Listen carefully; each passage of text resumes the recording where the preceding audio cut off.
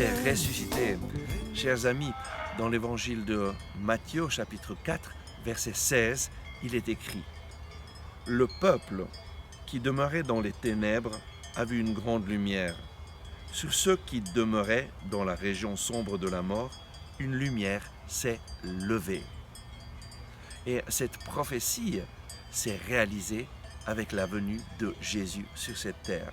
Jésus est la lumière du monde. Et en fait, à cause du péché, le monde est tombé dans les ténèbres.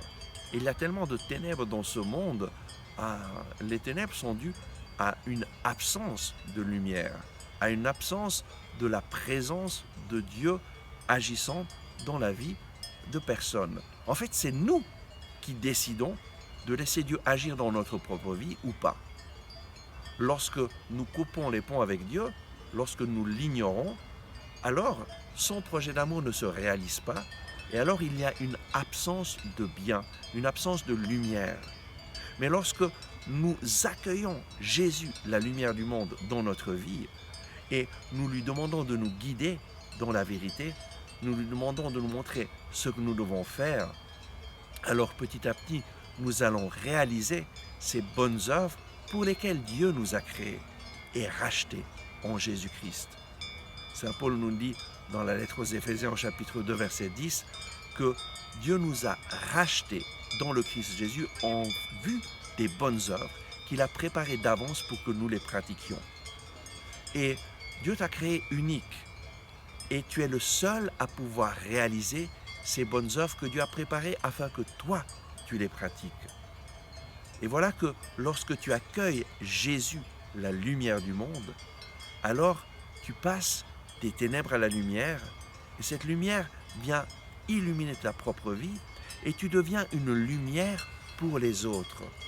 Aujourd'hui, le Seigneur t'invite à accueillir Jésus, la lumière du monde, et à lui demander, Seigneur, montre-moi ce que tu désires, parle-moi. Seigneur Jésus, je veux prendre ta parole en main, je veux prendre les évangiles et les lire pour que tu puisses me guider et me montrer le chemin à suivre. Parle-moi, Seigneur, ton serviteur écoute. Et alors, en faisant cela, tu accueilles Jésus, la lumière du monde, dans ta vie, et lui va resplendir dans ta propre vie, va dissiper les ténèbres qu'il y a dans ta vie, et puis il va t'utiliser pour que sa lumière rejoigne d'autres personnes qui sont dans le besoin. Et voilà cette aventure extraordinaire, l'aventure de la foi, accueillir Jésus pour le donner aux autres. Le Seigneur te bénit, te garde et fait de toi un instrument de son amour. Amen. Merci d'avoir regardé ce message, j'espère que vous l'avez apprécié. Nous mettons en ligne de nouvelles vidéos chaque jour afin de vous inspirer et de vous encourager. Donc, n'oubliez pas de vous abonner à notre chaîne, de cliquer sur le bouton j'aime et d'activer les notifications. Si vous avez aimé ce message, je vous invite à le partager avec vos amis. Ensemble avec ma communauté, nous prions pour vous et votre famille. À demain.